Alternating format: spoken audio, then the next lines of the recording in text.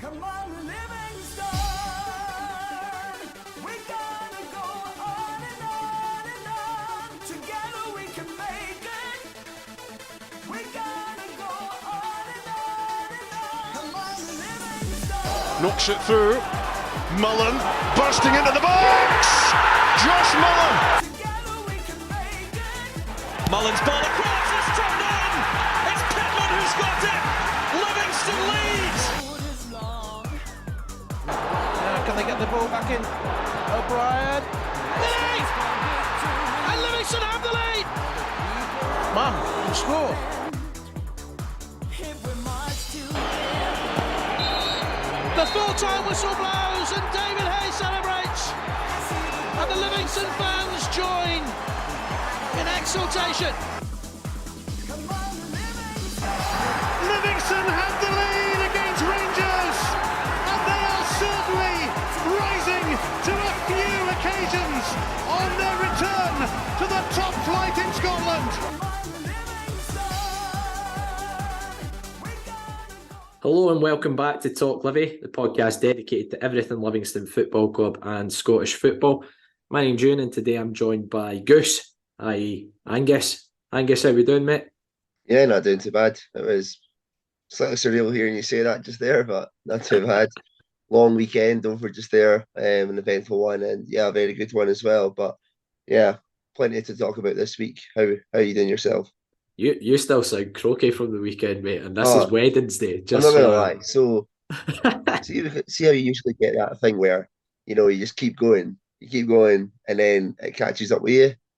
I think that's what's happened. So out on the Friday, through to the Saturday, continuing into doing stuff on Sunday, and then yeah, it's just all coming back. It's all catching up with me now. So oh well, at least I had a head start, and now during the week I'm not too bad. Just the voice is gone. Well, you'll be glad to know it only gets worse with age. And see when you hit my age, so I'm 31. See 2 nights in a row. Honestly, you can imagine nothing worse than doing 2 nights in a row. But as always, you can find this episode as well as all our others on your preferred podcast streaming site. Just search for Talk Livi, so follow us or subscribe to ensure that you don't miss another episode. We'll kick off the episode by discussing our victory over Aberdeen as the Lions survived the Dons and VAR onslaught to get the 3 points. Next up, we'll discuss the Lionesses' victory over Inverness as the ladies move 3 points clear at the top of the league. And finally, we'll look back at our draw with Hearts as an equaliser at the death denies the Lions a famous win at Tynecastle.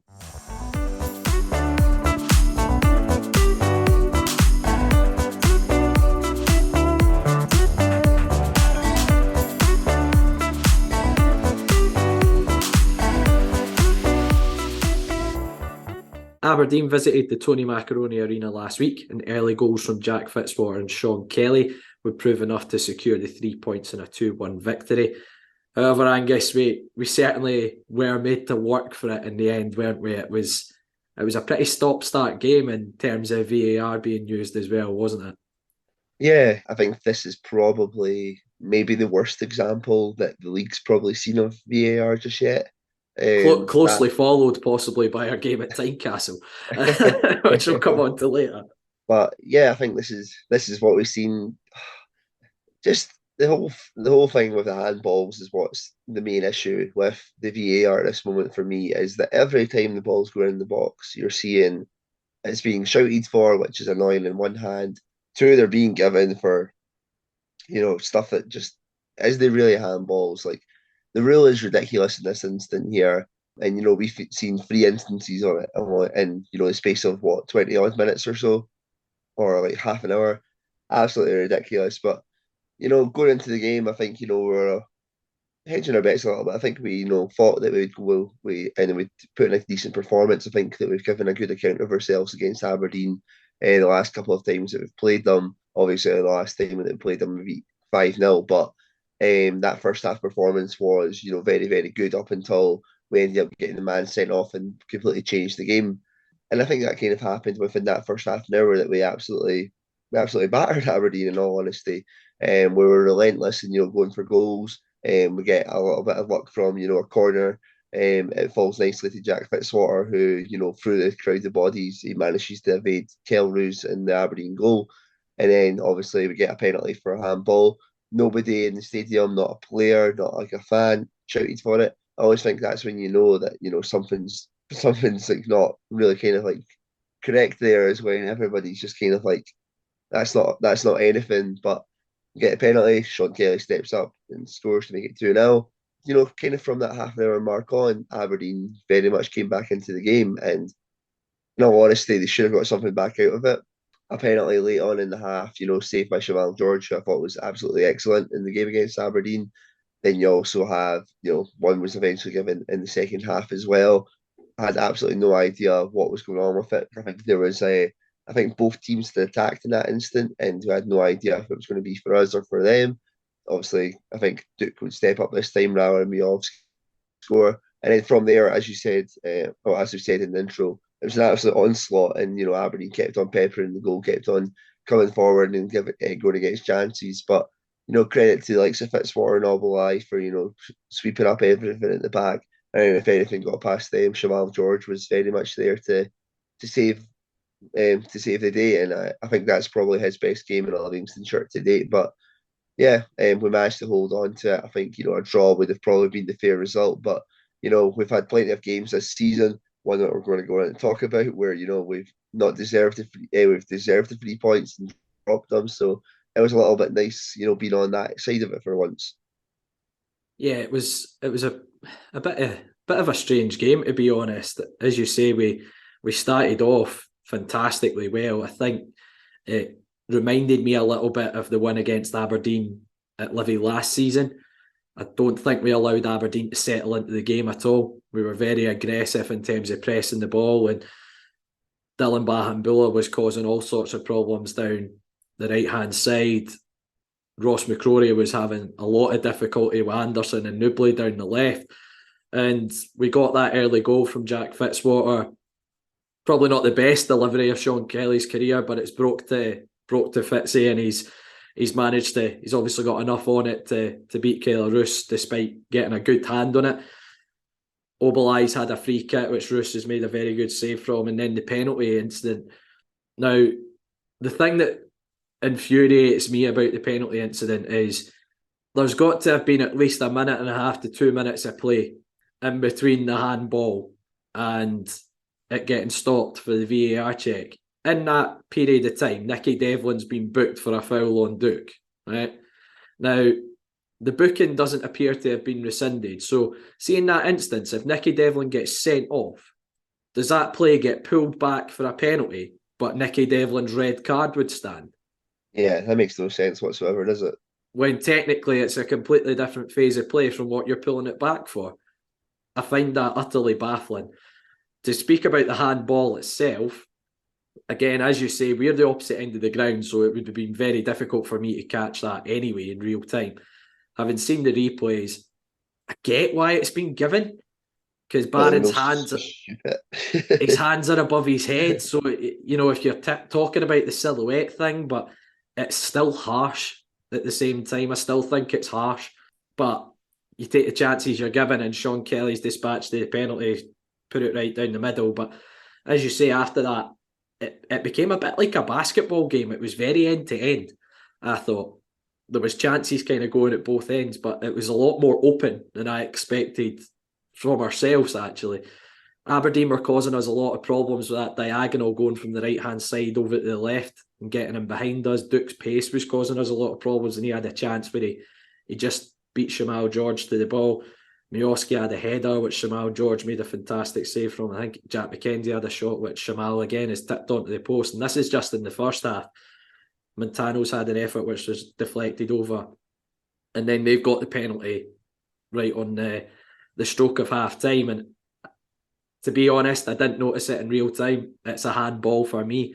Again, Holt's arms well above his head. In fact, if Holte doesn't make contact for the ball, it's probably going out for a goal kick. He's actually deflected it onto the bar. But Shamal's made a fantastic save for the penalty from Miovski, and we've gone in 2-0 up at half-time.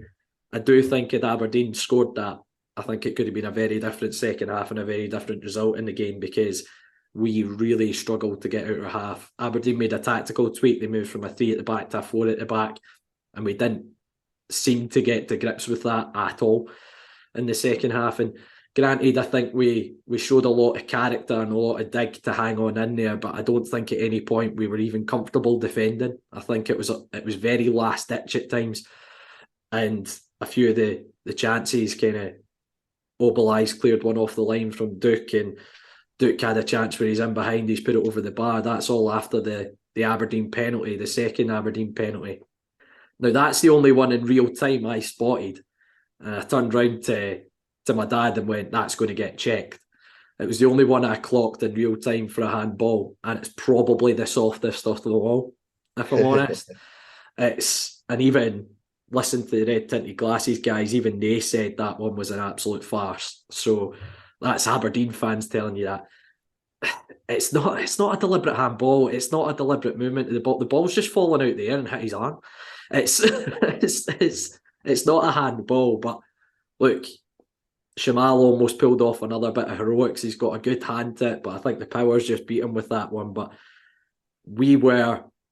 that's the most I've seen us under the cosh for a long time, and that includes games against the Old Firm. Mm-hmm. Aberdeen absolutely battered us in that second half, and had they got that equaliser, I'll be honest, I don't doubt that they would have gone on to win that game. I think they would have got another one. But as I say, it's massive credit to the players in that they managed to stick in there, hang on in, defend for their lives, and get the 3 points. And as you mentioned, there's been games this season where we've played really well and picked up nothing from it. So it's good that albeit I think the first half performance was good and we gave as good as we got. I think the second half performance was a real gritty, Livingston-esque performance defensively, in terms of just being, very difficult to break down and just that grit and determination to get the points in the end. But I think there's other contributing factors which probably aided that Aberdeen onslaught in the second half. We mentioned Shamal George, who was fantastic during the game. However, he was quite clearly playing with one leg. The injury, I thought he was probably milking at Ibrox, is quite genuine, it would appear. This is all on you. Again, I apologise. I apologise sincerely, Shamal, for criticising you for that. But he obviously couldn't kick the ball, and it was meaning one of our centre halves was having to come in. And if you don't win the first contact in that situation, you're just inviting pressure and wave of pressure onto you, because your defenders are obviously sitting a lot deeper and you're playing everyone on side. And I don't think that helped second half. We were really struggling to get out our half. And I also think when Bruce Anderson came off as well, I thought Bruce had a really good game, really lively up top. And we mentioned we thought he might have an effect on the game with it being against his old club Aberdeen. But I think when we lost Bruce, we were really struggling to get up the park after he came off the pitch as well. But I guess that's maybe one that we should maybe talk about was, it's one of the first appearances for a while for Ishmael Gonçalves. Anything fill you with any hope for that there, that, there's improvement within, the kind of time that you can be taking to return him back to full fitness?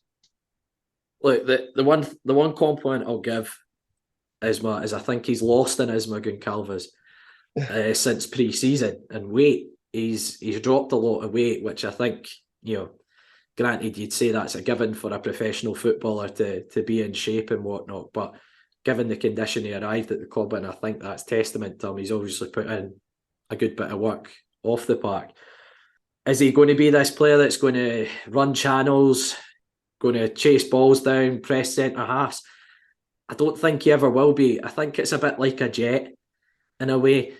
I think that's what frustrated Livy fans with Jet, is that he's never going to do that. He's at an age now, he's not going to change. That's the player he has always been.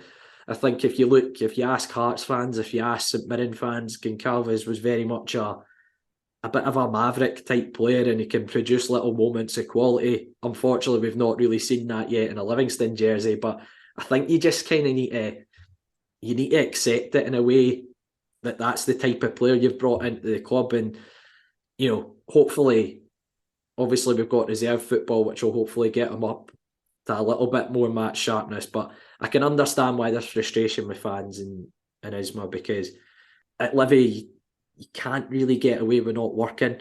But at the same time, I think you need to understand that that's probably the type of player that we've brought in Goncalves. And what age is he? I think he's 30. He's been like that for probably the vast majority of his career. Do you see him really changing at this age? So, I guess it's a that very instance, jet-like just player. maybe more so, do we bring him on then? Because obviously if he's not going to be able to work when we're, backs against the walls, he's not going to hold the ball up and whatnot. That could be the difference one day of us, picking up or losing a game. I guess, you're maybe looking at other options on the bench and seeing if there's anybody who you could maybe put up there. You maybe put Nubly through the middle, with the likes of, I don't know, Penners came on, didn't he? Yeah, he came on at left Or back. anything like Yeah. that. Like, yeah, you force somebody else a wee bit more wide to do that. I think that'll be maybe the concern from some supporters, is that, if nothing's kind of like coming from, anything from him being on the park, then it could be a detriment. And, a game that we're already back against the wall, where we're looking for somebody to, give us a bit of respite up front, didn't ever seem to be, kind of close to happening. But yeah, decent enough victory for us. It was strange for me being in, the press box for this one, actually.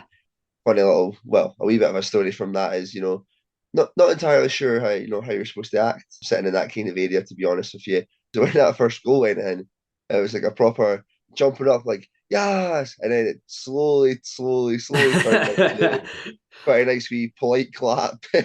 Oh, that was a good bit of play, wasn't it? Oh, Yeah, yeah. it's like, oh, jolly good, jolly. To be fair, I have to say that Dave, the two Daves sitting next to me, they didn't kind of hold back, to be fair, especially Vidura, the proper fist pumps were out and everything like that. So, that made me feel a little bit better about that. And very welcome as well. They two made it for me as well. It's good. To talk about another player that probably you weren't sold on at the start of the season, who's started producing in recent weeks, and he produced a few absolute moments, dazzling quality at times against Aberdeen, was Dylan Bahamboula. He's certainly coming on leaps and bounds, isn't he?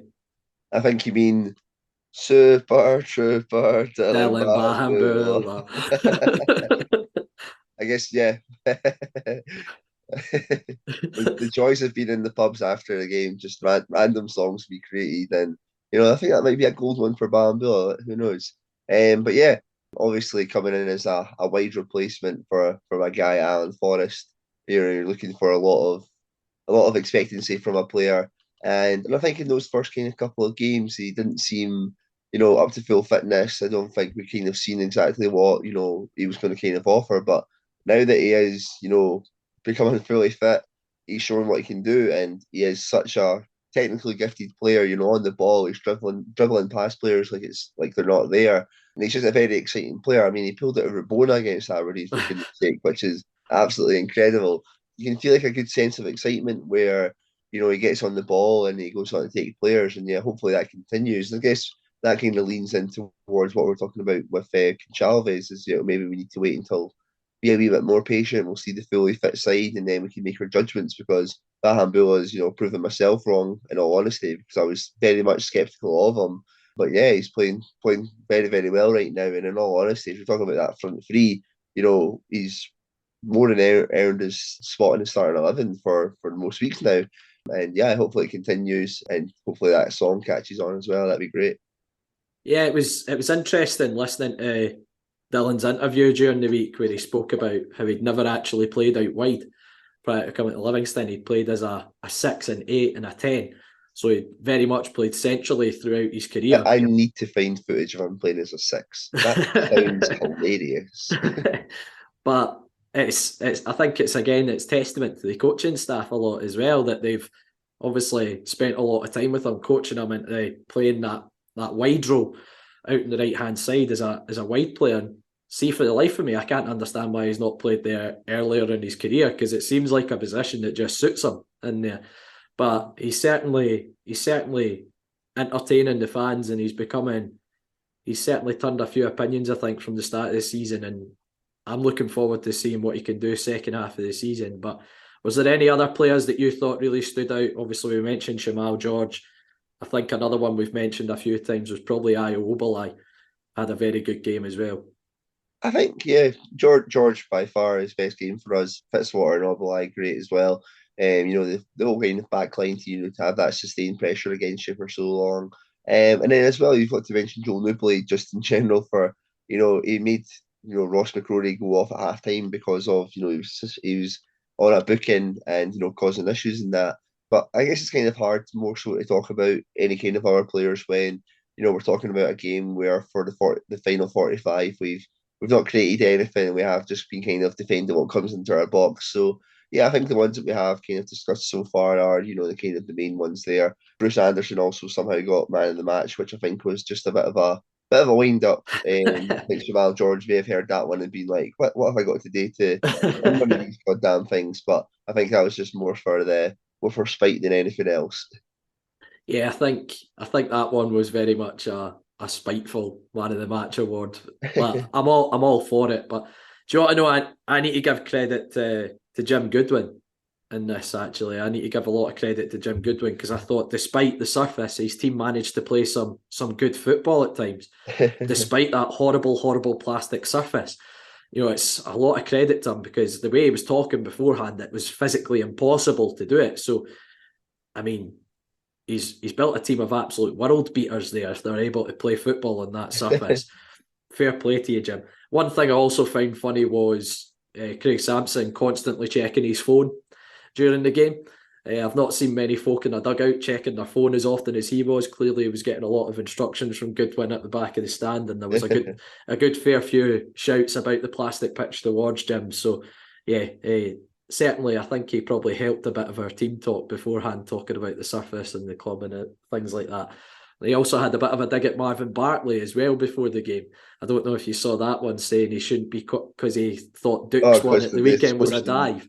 And he shouldn't be working on sports team whilst working at another club. I mean, I think Jim's got a slightly bigger club in Scotland and things have gone to his head a little bit, to be honest. But look, it's to be fair to him though, see, because it's quite strange because you can clearly see that all those things were quite antagonising and that. But he came into the pressure room afterwards and he was complimentary of everything. I think you can just see that it wasn't just trying to play some sort of mind games and when you've got some Martindale and stuff like that there, it's maybe not the best target to do so with because he's not really fussed about what anybody thinks of him or what anybody thinks of what kind of they do here. And Davey enjoyed that a lot as well. Coming into the pressure room straight away, just saying that the plastic pitch was absolutely incredible. First 30 seconds, I think the first question came to him saying about, Shamal George was absolutely tremendous in goals, and he's like, yeah, Shamal was great, defence was great, the fans were great, but that plastic pitch was absolutely superb. Just absolutely tremendous from him. And yeah, people can say what they want.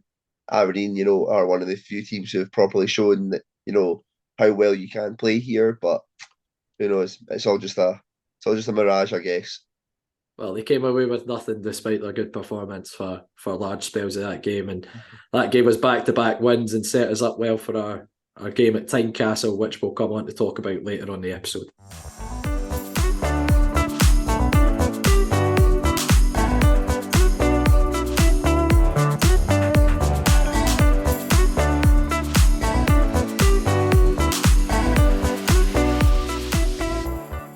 The Lionesses were back in league action as Inverness made the trip to West Lothian. Goals from Ashley Elizabeth, Shannon Milligan and Jess Murphy would secure a 3-1 victory. Euan, pretty decent display, right? I thought it was probably one of the best displays I've seen from the girls this season. We obviously spoke about it after the Rossvale game and that I think they need to start getting the ball on the ground a little bit more and try to play through the thirds. And I think that's the most I've seen them do that this season.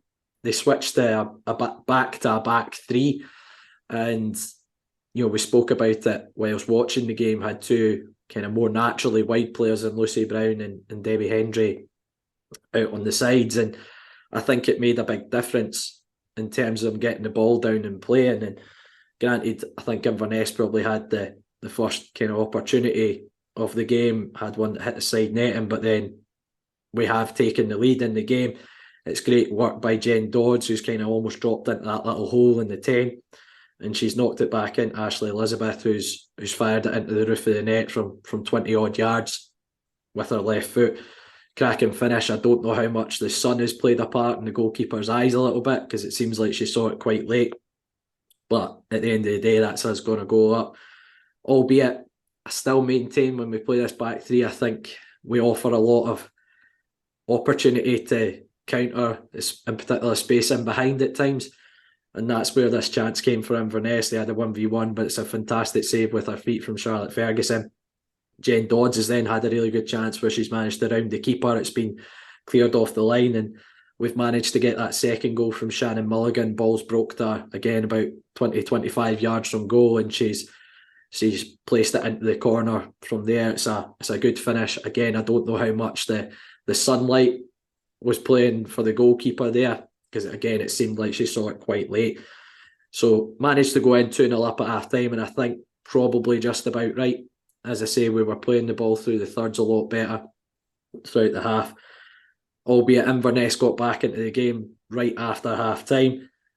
50-50's one out on the left-hand side, cross to the back post, and it's a decent finish by the girl. I'm sure you've got notes of the names and things like that for the Inverness lineup. Unfortunately, I'm not quite as well prepared as that, but it was a good finish, side foot volley into the corner. But the girls responded brilliantly and got that third goal, and I think almost just killed the game there and then. Great header, classic header from Jess Murphy in the middle of the 6-yard box and into the corner. And as I say, that kind of really wrapped the game up for me. I don't think the girls were under any real pressure after that, albeit I think had a couple of decent chances. Lucy Brown had rounded the keeper. Her cutback was cleared. Brogan Anderson, who made her debut as well, who signed from Motherwell during the last couple of weeks, had a strike which the keeper saved, and Shannon Mulligan had a header which was glanced past the post as well. But I think it was a very, for the most part, quite a comfortable afternoon for the girls. But I was most impressed with the fact that they were getting the ball down and trying to play through the thirds a little bit more, linking the game, and that was probably the most satisfying bit of watching the game for me. Yeah, I think that's true. I think that they did try to get the ball down a little bit more. I think we talked about most on this podcast, that's about a bit of a lack of patience when building up attacks, and that seemed to be a lot more evident in this game here.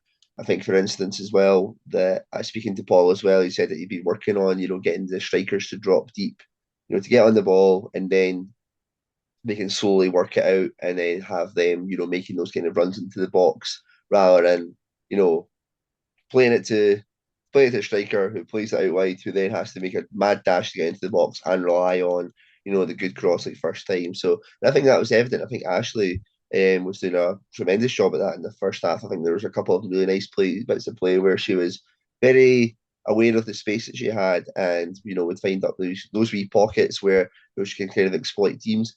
I would still maybe like to see a little bit more, in the middle of the park in terms of like picking the ball up. I think, going from, like Tash or Fee picking the ball up and trying to bypass them, even if it's on the deck, straight to Ashley and to Jen, is not a problem at times. But I think at times you need to like switch it up, because you can start to cotton on to it that, this player is going to be coming into there. And I think that did eventually happen to an extent. But, the team have always talked about, the thing that they've been saying mostly is about how they've been battling this season, and they're trying to find that balance of getting the quality into there. And I think that this is a step in the right direction, and we will start to see that more so as the season goes on. And I think this will give a bit more confidence, how they can kind of control a game, how they can work the ball out a lot better. I think as well a big massive difference is made by the fact that they're natural wide players. Lucy Brown has been very impressive these last couple of weeks.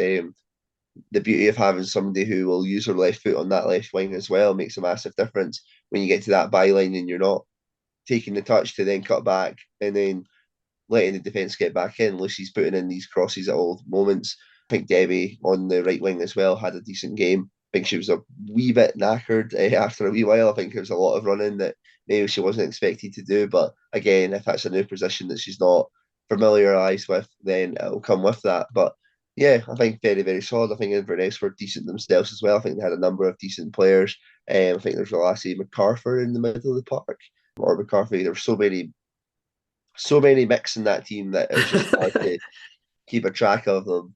I think she in the middle of the park was causing a couple of issues, and I think there's one instance where she threads through the right winger in the first half that could have made it, I think, 1-1 at the time, and it would have made it a very interesting game. But fair enough to the lassies that we were able to snuff out the game of dangers. They had a couple of quick wide players as well, and I think the defence coped pretty well with them as well. Whether that was Tash or if they got past Tash, Jess was there to sweep up, and then Fee as well on the other side. But yeah, a very positive performance. I think that they should be, happy with their kind of efforts in that instance there.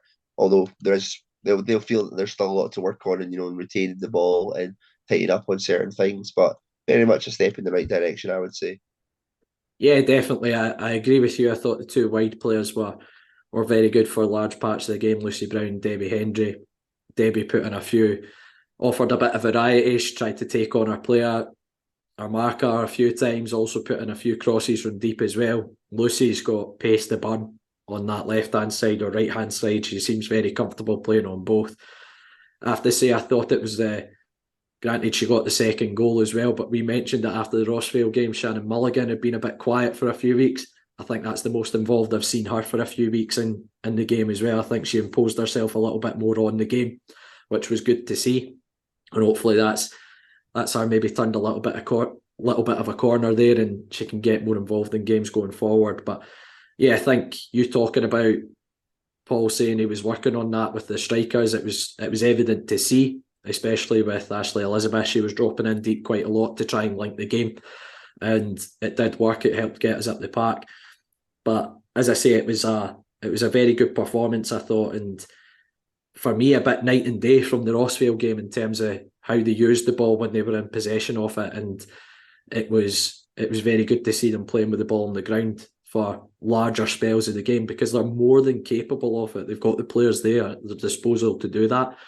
So it'll be good to hopefully see them doing that going forward as the season progresses. But it has put them 3 points clear at the top of the league, now having played the same amount of games as Rossvale as well. So they're sitting in a pretty good position and going to play Greenock Morton next week away from home. Yeah, this also means that Paul likes to tell me that he listens to the podcast, so he should be happy with our comments for this one, but it's largely positive. Although maybe we'll need to try a wee bit harder to find something that we can dig a wee hole at him just to keep him on his toes, I would imagine. But yeah, much appreciated for listening, Paul, and I'll speak to you soon as well.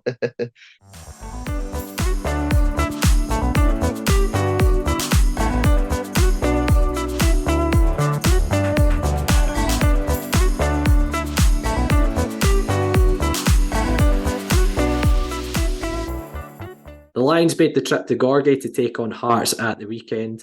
A superb Stephen Kelly strike would give the Lions the lead before a late equaliser from Josh Gianelli would rescue a point for 10-man Hearts. Angus, I think you can already tell by my voice that just reading about the game again, frustration would be the best way to describe that one on Saturday. Yeah, very much so, especially your temper tantrums at the game on Sunday. No, but fully, for our listeners' benefit, I still wasn't. Normally, I get over games quite quickly, and I'm quite placid about games. I'm quite chill these days. As I've got older, it's better for my blood pressure. But yeah, there was something about Saturday that really upset me. Yeah, fully merited. It's that old saying, like if you went into the game beforehand and you were offered a point, stop it, because this is sounded like my dad. Let me finish. Let me finish. However, the way that the game went, the chances that we had, and the way that we lost it, no, I'm not having that saying, because we were so close. We should have had it wrapped up. It should have been put to bed long before, and leaving with 1 point is extremely frustrating, because it shouldn't have been that way. Apparently they're down to 10 men, plenty of other chances that we could have caused issues. VAR drama yet again as well.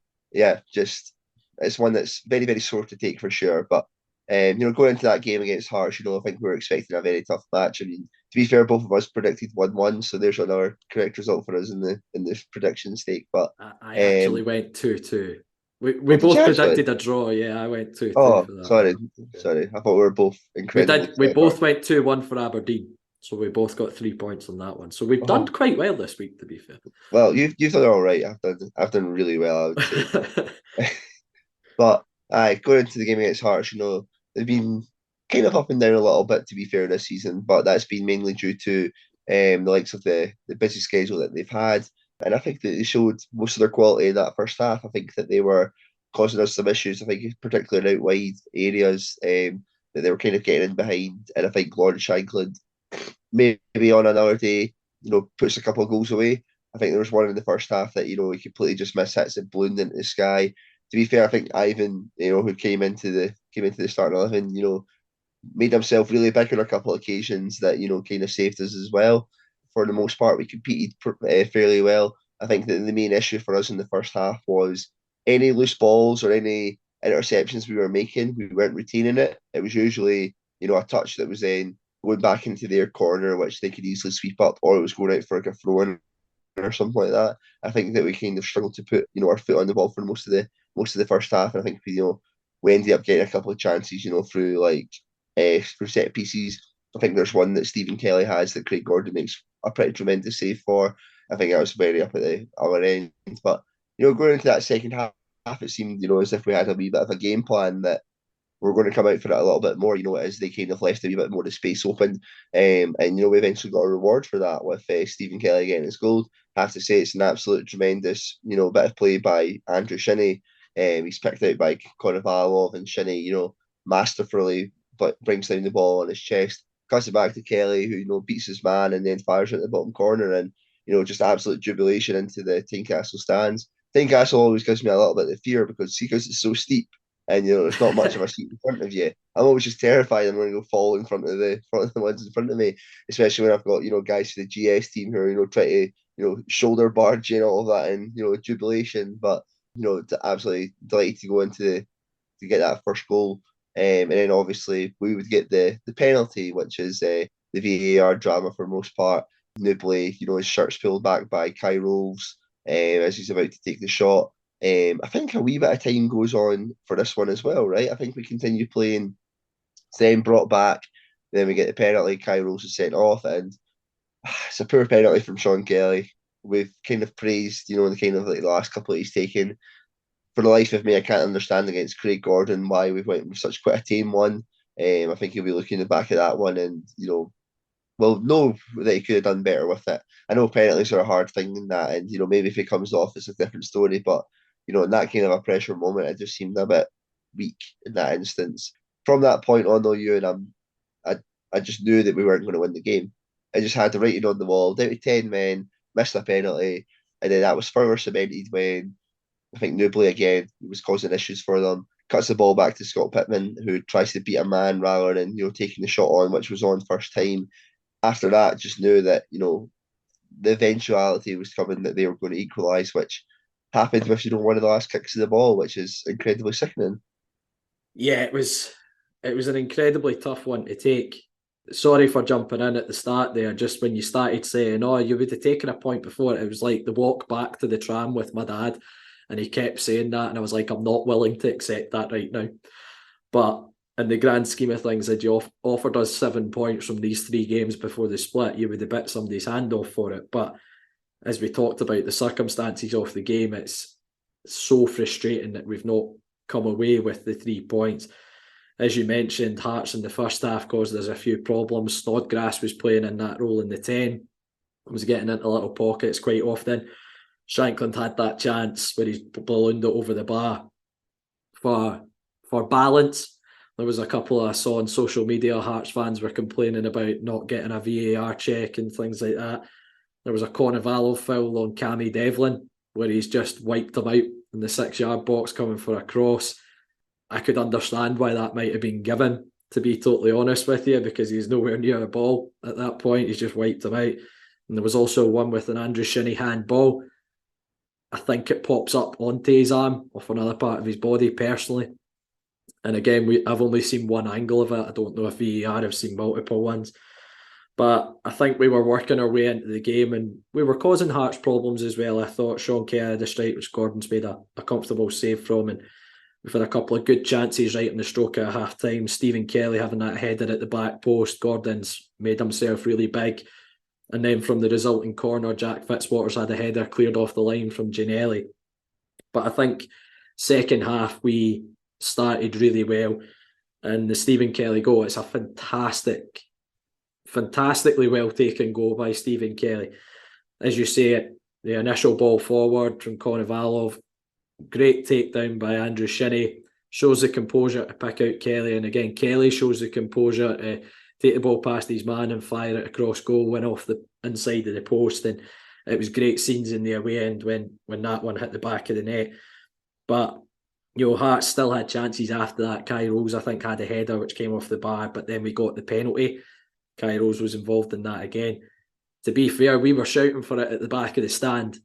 And when you see the replay, I mean, there can be absolute zero complaints from Hearts. It's his shirt is about ripped off his back from Kai Rose. It's so obvious. And he's made no attempt to play the ball. It's a penalty. If anything, my argument would be that Joe should probably actually finish it off there and then, the position he's in. But Gordon actually pulled off a good save from that. But again, we're talking about the time it's taken for this to get checked by VAR, because there was a challenge up the opposite end of the park by one of our centre halves, I can't remember, and we were kind of sitting going, is he looking for the penalty? Is he looking at a last man denying a goal scoring opportunity? What's he looking for here? And then it said penalty check, and you went, right, okay, so that's down our end. It's just a bit, it's too clunky. It's taking too much time for these decisions to get looked at. But Sean has to do better, albeit praise Sean for sticking it down the middle during the week against Aberdeen. He's tried the same again, going down the middle. Gordon's guessed to a side that Sean's gone for a few times, and it's his trailing leg that manages to make the save. Yeah, Joel Newbley's had a header which has been stopped on the line by Cochrane, albeit Hearts have had a couple of chances as well. Ginnelly's had a chance which is blazed over. Shankland's had a chance. Konoval's made a brilliant save point blank, and then Holt's made an incredible block as well. But in amongst that, there was another VAR check, which was for a challenge by Alex Cochrane on Nicky Devlin. Now, it got sent to VAR for a possible red card check, and then the referee wasn't asked to look at it. Now, I've seen that tackle back. That's a red card. I'm sorry, that is a red card. Some of the tackles that have been given as a red card through VAR since it's been implemented the last few weeks. And the referee was told not to even look at that. I think there was one with George Grant. Grant, right, at Tynecastle the week before, which is not as bad a tackle as Cochrane's one on Nicky Devlin. Now, in real time, I thought it was a very heavy tackle. He went in at some rate of knots as well, Cochrane. But he's high, he's over the ball. For me, it's as clear a red card as you see, and that should have been Hearts down to 9 men. As I say, for the life of me, can't understand how that's... And it's a Hearts throw-in as the result of that. But yeah, Scott Pittman's had that opportunity where Newbley's got in behind, and he's taken a couple of touches, and then his shot's eventually been blocked. But then the next VAR talking point is the Hearts equaliser. Now, one, I think it's a foul on Joe Newbley as he's going into the box, which would mean another penalty. I know Davies said that, and the referees said the contact, but the fact there's contact and it's put Newbley off balance. He's not able to play the ball properly because of the challenge. For me, it's a foul. And then Alan Forrest is handballed. He's used his hand to control the ball in the build-up to the goal. Now, granted, I'll be balanced here and say, for one, I think Newbley just needs to go to the corner and run the clock down. And then two, I don't think Ayo's clearance is good enough. It's essentially played the ball into Ginnelly. Granted, it's a very good finish by Ginnelly. And Hearts have got that equaliser. But for me, VAR should have intervened. But I also think we could have avoided even needing to rely on VAR in that instance, which I think is even more frustrating, is that we had that we had destiny in our own hands there in that situation. And I think we made the wrong decision on a couple of instances in the build-up to that goal. But it's so frustrating. We were so close to getting our first one at Tynecastle in over 20 years. We've had a couple of those since coming up where they equalised late on when Marvin Bartley had put us 1-0 up. Midweek game there a few seasons back. It's just really frustrating that we've not got over the line in that game. Yeah, very much so. It's a difficult one to take for a number of reasons. You feel hard done by the refereeing decisions, as well as, we should have done it ourselves. And at the end of the day, we don't have anybody to blame but ourselves, because we should have taken control of it and put it out of sight ourselves. But I think at this time as well, it was a good performance from us. I thought Stefan Omionga in particular in that second half was absolutely tremendous. I think Hearts' plan was to drop Snodgrass back into the middle of the park to like properly get on the ball and start building up their plays. Omionga was on him every second and didn't give him a moment's peace. And I think that he really, really stepped up, and that's the kind of difference he makes when he comes into the team. And I thought he was absolutely excellent. But yeah, very sore one to take. We could have been, joint with Aberdeen in the third place now. It would have put the pressure on them to go and get a result later on that evening as well. So who knows what would have maybe happened. But yeah, frustrating. We're talking about this, 4 or 5 days later on, and it's still bugging us to this extent. But yeah, I don't think there's really too much more to talk about in that game, Euan. So, obviously this is the last games, before the World Cup break. Hearts have got, several players who are going to the World Cup, in the form of Cammy Devlin, Kai Rolls and Vinyl Atkinson. Yeah. Obviously the World Cup, biggest thing of the year. Nothing too in-depth, Euan, but just who are your quick, favourites to win it, who are maybe potential dark horses, who are a team you maybe expect to not do so well, and then maybe like a player of the tournament. Who are you thinking? I think Brazil to win it, best squad, player of the tournament. Just name a Brazilian, I guess. Yeah, Vinicius Junior. Probably, I think he'll Yeah. come good. Dark horse. I don't really see a dark horse as such. There's not one that kind of sticks out. I think Belgium are more of a dark horse than they have been in previous years. I don't think they have quite the same squad depth as previous years. But Angus, to be honest, the only thing I care about the World Cup is that I'm supporting 31 teams at this World Cup. I'm supporting 31 teams, anyone but England. And because I watched Sky Sports News for half an hour yesterday and I had to switch it off. It's already started. The coming home bullshit has already started. I just want cinch. I'm already gutted. I'm losing cinch for a month. I'm just gutted. I'm losing cinch. The World Cup that means nothing to me. Means nothing to me. I just want the cinch back. I'm glad to hear that, after the frustration of the Hearts game, maybe this might have been a wee bit therapeutic, but, it sounds like something else is going to be winding you up in this time anyway, so that's perfect. Yeah, I mean, don't get me wrong, I'm glad to be getting a break from Scottish football's VAR dramas for a few weeks, but I'm already looking forward to getting back at it, watching Livi playing against Dundee United, which will be our next game. We're not going to do a preview for that because there's a lot can happen in the next month, but yeah, hope to see you all along there just before Christmas for that one.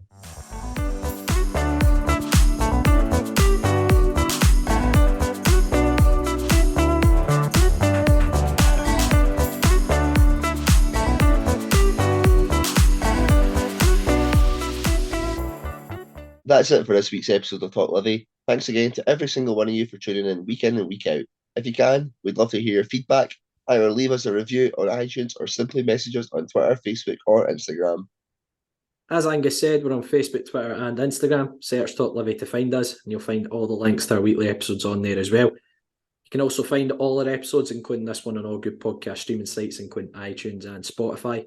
We're also on YouTube, so don't forget to subscribe to the channel. And if none of those options suit you, all you have to do is head to our website, talklivipodcast.libsyn.com, where you'll find every single episode we've done over the last few years. Just before Angus wraps it up, I know we're coming into the festive period. We've got the World Cup starting.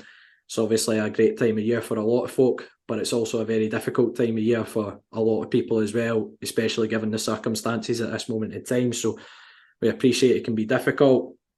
Folk might have thoughts going on in their head, but just like, that our both me and Angus, our DMs are open, the podcast DMs are open. If you want to chat or anything, want to drop us a line, if you feel like you need somebody to talk to and you don't have anyone you can reach out to, just to let you know that you can do that with ourselves. We're more than happy to chat to folk, and anything you want to chat about, we're willing to do that.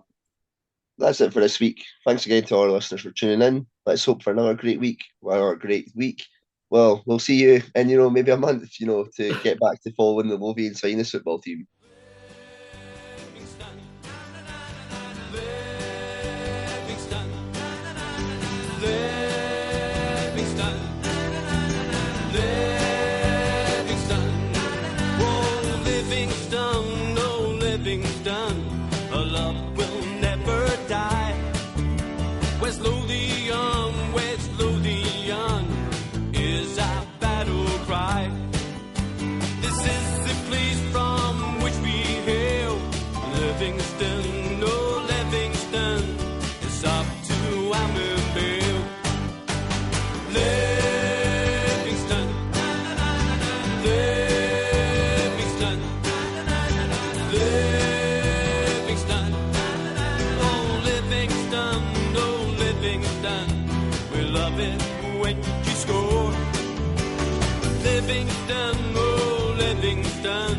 The Almonville Lions roar.